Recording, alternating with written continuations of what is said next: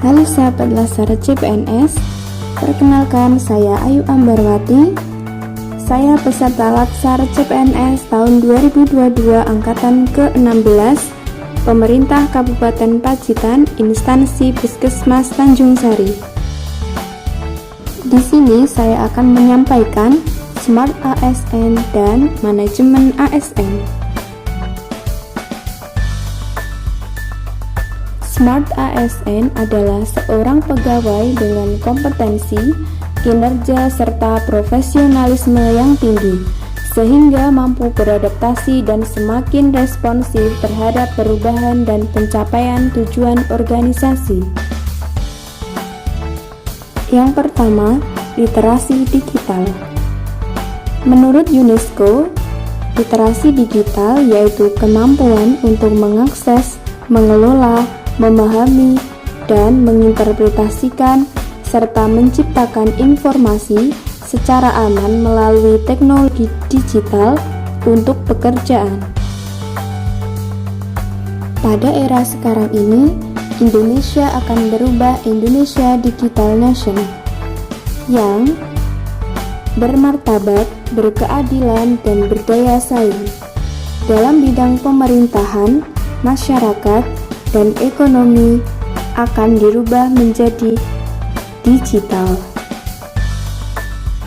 Hak digital adalah hak asasi manusia yang menjamin tiap warga negara untuk mengakses dan menggunakan serta membuat dan menyebarluaskan media digital.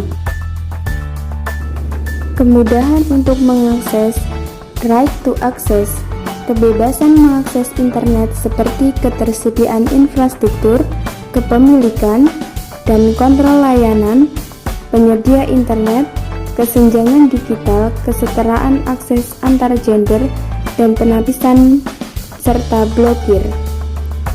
Yang kedua, hak berekspresi, right to express, jaminan atas keberagaman konten, bebas menyatakan pendapat, dan penggunaan internet dalam menggerakkan masyarakat sipil.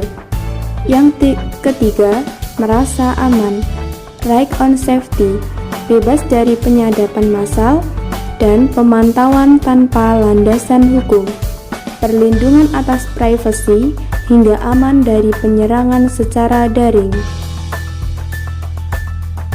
Manajemen ASN. Manajemen ASN adalah pengelolaan ASN untuk menghasilkan pegawai ASN yang profesional, memiliki nilai dasar, etik profesi, bebas dari intervensi politik, bersih dari praktek korupsi, kolusi, dan nepotisme. Manajemen ASN merupakan keseluruhan upaya pemerintah dalam meningkatkan efisiensi, efektivitas, derajat profesionalisme, penyelenggaraan tugas, fungsi, dan kewajiban kepegawaian yang meliputi perencanaan, pengadaan, pengembangan, kualitas, penempatan, promosi, penggajian, kesejahteraan, dan pemberhentian ASN. ASN berfungsi yang pertama sebagai pelaksana kebijakan publik, yang kedua pelayanan publik, dan yang ketiga perekat dan pemersatu bangsa. Berdasarkan jenisnya, pegawai ASN terdiri dari dua, pegawai negeri sipil dan pegawai pemerintah dengan perjanjian kerja. Manajemen PNS meliputi penyusunan dan penetapan kebutuhan, pengadaan, pangkat dan jabatan, pengembangan karir, pola karir, promosi, mutasi, penilaian kinerja, penggajian dan tunjangan, penghargaan, disiplin, pemberhentian, jaminan pensiun dan hari tua, serta perlindungan. Manajemen P3K, penetapan kebutuhan, pengadaan, penilaian kinerja, penggajian dan tunjangan, pengembangan kompetensi, pemberian penghargaan, disiplin, pemutusan hubungan perjanjian kerja, dan perlindungan. Perbedaan hak dari PNS dan P3K: sama-sama mendapatkan gaji dan tunjangan, yang kedua cuti, yang ketiga perlindungan, dan yang keempat kompetensi.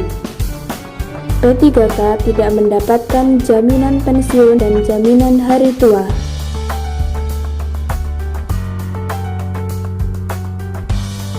Kewajiban pegawai ASN: yang pertama, setia dan taat pada Pancasila, UUD 1945, NKRI, dan pemerintah yang sah.